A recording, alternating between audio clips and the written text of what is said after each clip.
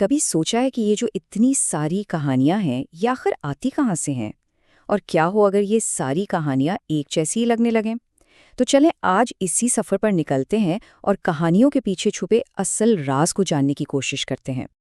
जरा सोचें, एक ऐसी सल्तनत की जिसकी बुनियाद ही कहानियों पर हो, लेकिन अब वही पुरानी कहानियां सबको बेजार कर रही हैं। जादू, ड्रैगन, परियां, सब कुछ बेमानी सा लग रहा है।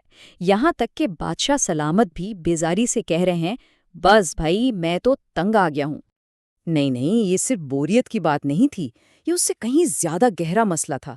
जब कहानियों से उनकी रूह निकल जाए ना, तो लोगों की जिंदगियों से भी खुशी और जोश खत्म हो जाता है। पूरी सल्तनत पर जैसे एक मायूसी सी छा गई थी। तो एक तरफ थी वही पुरानी घिसी-पिटी कहानियां, ड्रैगन, चुड़ैलें, जादूगर, और दूसरी तरफ एक बहुत बड़ा सवालिया निशान। ये इशारा था एक नई शुरुआत का, एक ऐसी तलाश का जो शायद सब कुछ बदल कर रख दे। लेकिन जहां मसला होता है, वहीं कहीं ना कहीं उसका हल भी छुपा होता है। और इस बहरान के बीच उम्मीद की एक किरण बनकर सामने आई शहजादी पेर्सिनेला। वो अपने लोगों को यूं मायूस नहीं देख सकती थीं। उन्होंने फैसला किया कि वो इस मसले का हल ढूंढ कर ही रहेंगी। बस फिर क्या था, शहजादी का सफ़र शुरू होता है।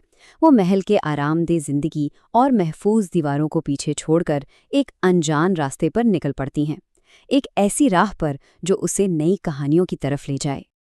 लेकिन यहाँ सबसे दिलचस्प बात यह है कि वो किसी जादुई, ख्याली दुनिया की तलाश में नहीं निकली, बल्कि अपनी ही सल्तनत के उन हिस्सों को खोजने निकली जहाँ पहले कोई नहीं गया था।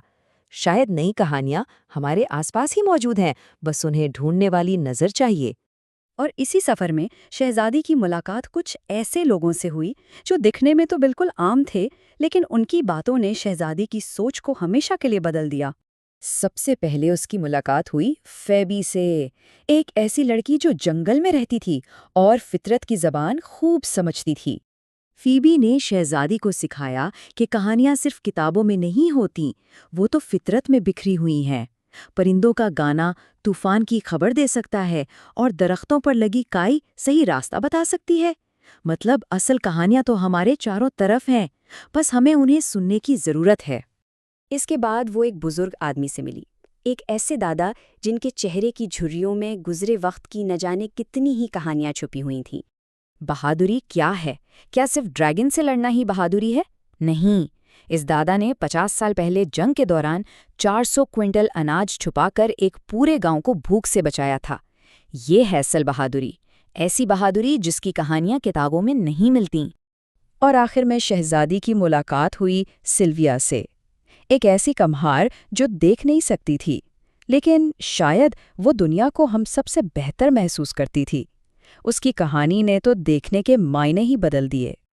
सल्विया कहती है, जिंदगी इतनी दिलचस्प है कि सिर्फ आंखों पर इन्हिसार नहीं किया जा सकता। उसने शहजादी को सिखाया कि दुनिया को आवाज़ों, खुशबुओं और छूने से भी महसूस किया जा सकता है। उसकी दुनिया में तो हर एहसास खुद एक कहानी था। तो अब शहजादी महल वापस लौट रही थी, लेकिन इसके पास कोई नई कहानियों की किताब नहीं थी। नहीं, उसके पास इससे भी कहीं ज्यादा कीमती चीज थी, कहानियों को ढूंढने की एक नई नज़र। जब वो दरबार में पहुंची तो सब हैरान थी। उसने ऐलान किया कि उसे नई कहानियों से भी बेहतर एक चीज मिली है, और वो है कहानियों की चाबी। ये एक ऐसा राज था जो उनकी दुनिया को हमेशा के लिए बदलने वाला था। और वो चाबी क्या थी? बहुत सादा सी बात, ये कि कहानियां कहीं दूर नहीं होती, वो हर इंसान के अंदर है, हर गुजरते लम्हे में है। हमारी अपनी जिंदगियां ही तो सबसे बड़ी कहानियां हैं। और बस इस एक ख्याल ने पूरी सल्तनत की तकदीर बदल दी। ये सिर्फ एक फलसफा नहीं था, ये तो जिंदगी को देखने का एक बिल्कुल नया अंदाज था।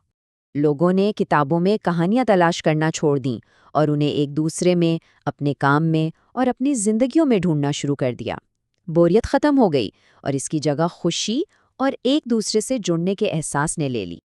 और आखिर में ये कहानी हमें एक बहुत अहम सवाल पर ला खड़ा करती है। अगर हर जिंदगी एक कहानी है, तो फिर आपकी कहानी क्या है?